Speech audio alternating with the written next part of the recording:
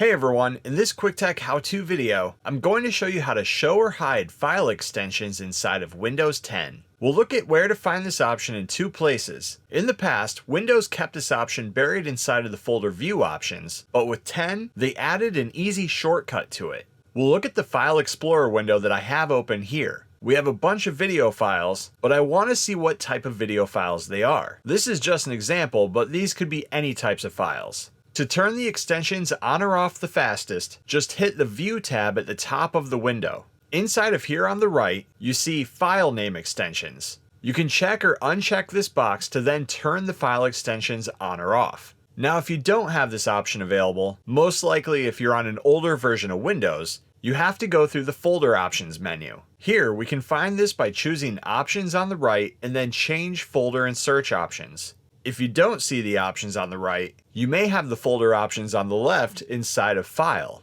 Once inside of Folder Options, choose the View tab in the middle at the top.